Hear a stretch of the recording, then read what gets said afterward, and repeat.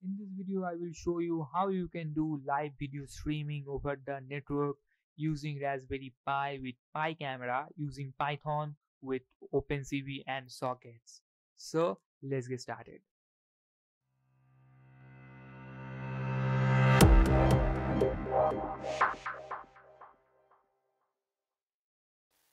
So basically here we need two codes. One will be the server code, another will be the client code. So the client code will basically capture frames from the Raspberry Pi camera and will send those over the network, and the server code will basically receive those frames and show them as a video. So we will run the client code in the Raspberry Pi and the server code in this Ubuntu machine. Okay, but you can run the server code anywhere you want. Now, you will find very important PyCamera related course in the official documentation. So I have taken few courses from there and have modified those for this tutorial.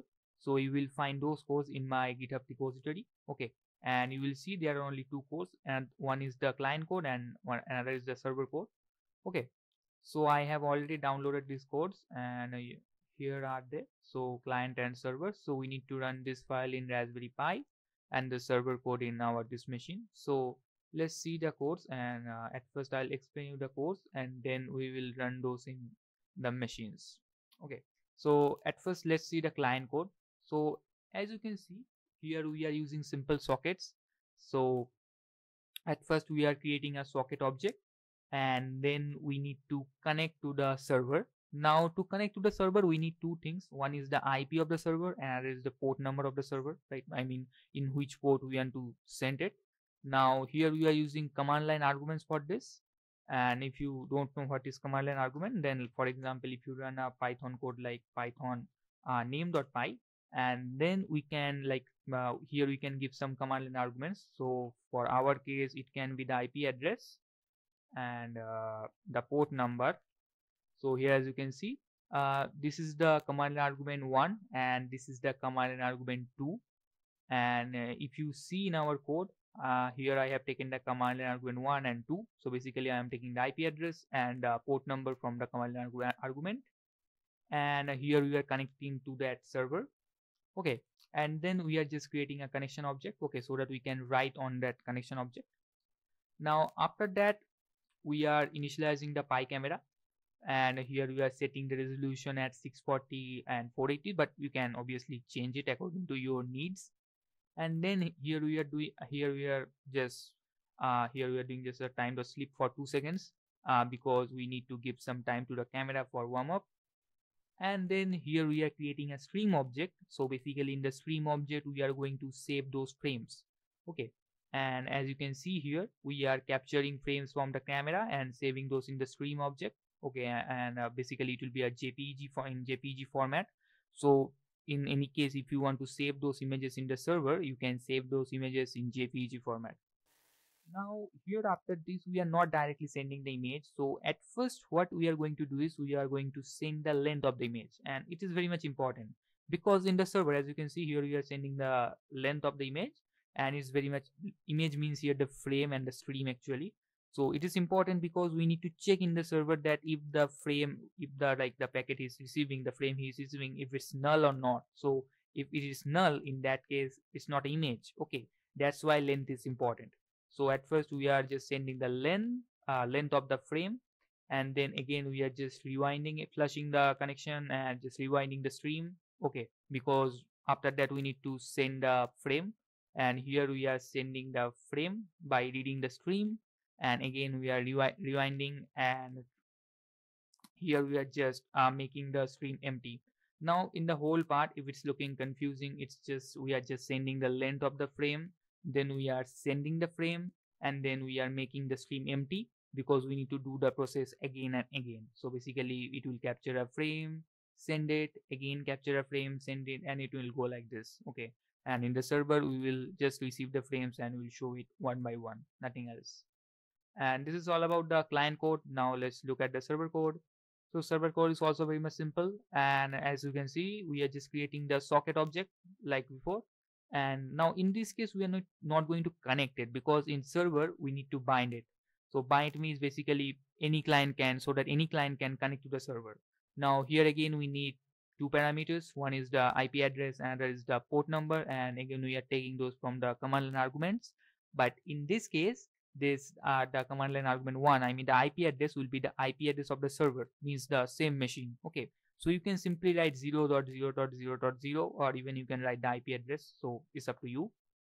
And then we are just listening, and but one thing is important, the port number should be the same. Okay, so if you are just sending the frames over port number 800, then here you have to receive those on the port number 800. And again we are creating a connection object. And now as you have remember, like we were sending the length at first, so here we are just receiving the length, as you can see, image length.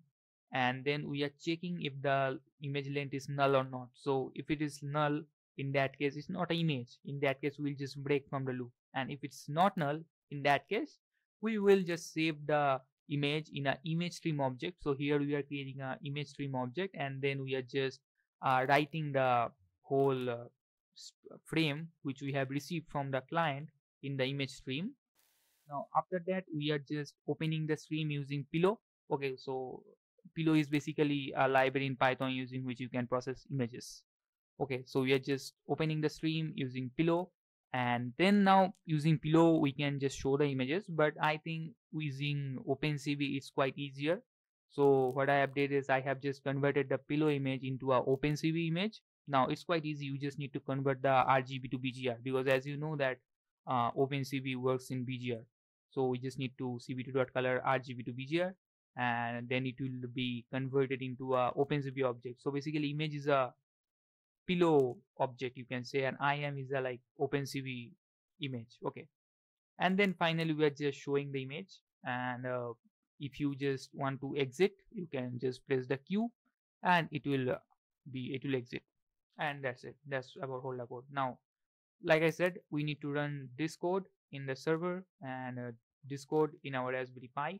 So now let's log into Raspberry Pi. Now here I am using SSH to get into my Raspberry Pi. Now I have already connected my Raspberry Pi to a Raspberry Pi camera. So you just need to write SSH and then the username of your Raspberry Pi in my case, and in default it's also Pi, and the IP address of the Raspberry Pi, so 192.168.0.105 in my case. And that's it. It will ask for the password, give the password. Even you can use VNC viewer or like that HDMI connection, whatever you want. In this case, even if you are in Windows, you can use PuTTY, because in Windows I don't know if it works in this way, I have not tried it. Now I am inside my Raspberry Pi. Now what we have to do is we have to copy the code. So let me go into my desktop and create a file, nano client.py, client video.py, maybe video.py. And now let me copy the whole code here. So just paste it. Now save this file. And now at first we have to run the code in the server. Okay, and after that we can run in the Raspberry Pi, else it will give you an error that it cannot, that the server is just refusing the connection or something like that.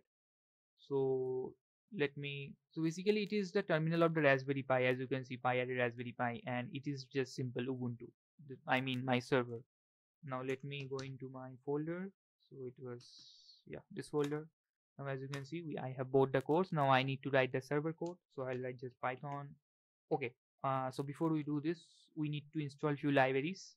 And so basically we need three libraries here. One is the OpenCV, another is NumPy, another is Pillow. To install OpenCV, you can simply write sudo apt-get install python OpenCV. For NumPy, pip install NumPy, and for Pillow, pip install Pillow. So you need these three libraries in the server, not in the Raspberry Pi. Okay, only in the server, means in the Ubuntu. Okay, or in your case it may be Windows also. Now so in my case I have already installed those libraries, so I can simply write Python and py video server.py, and then here I have said like we need to give command line arguments. So in server we can simply write like this, or even we can give the server IP, but it is just good enough. And let's say the port number I want to use it 8000. Okay, so yeah, so as you can see, still listening. Now we need to run the code in Raspberry Pi. So now we can write like Python and the name of the program, which is client video.py. Now here we need to write the IP address of the server. Now to find the IP address of the server, you just need to write ifconfig in the Ubuntu. Okay, and in Windows ipconfig. So as you can see, it is the IP address. So in my case, it's LAN, local area network. But if you are working on WAN, in that case, you just need to write the public IP address of your server. So like this, and then we need to mention the port number. In my case, it's 8000 because I have write 8000 here, and that's it. Just click enter and starting the camera. And as you can see here, you can see the screen. So let me just use my hand to show you just it's working. As you can see my hand. So basically it's live, and like this it's just working fine. Okay, so as you can see it's just working fine. So now if you want to just exit, you can press Q here. Okay, so there is a little bit delay here. Okay, but we can solve this problem using some other like zero latency libraries, and we will talk about those. And even to make it more faster, we can do another thing, which is you can do like if you're working on the WAN, you can use some compressors to compress those frames, and using those you can even reduce the latency, and even by reducing the resolution, you can reduce the latency. So there are several techniques, and we will talk about that in another video. So for this video, this is the simplest implementation of client server video streaming, and that's all about it. And I will put the link of my GitHub repository in the comment section, so you can just in the description, so that you can just copy from there. And that's it. Thank you for watching this video, and I hope you liked it. So thank you.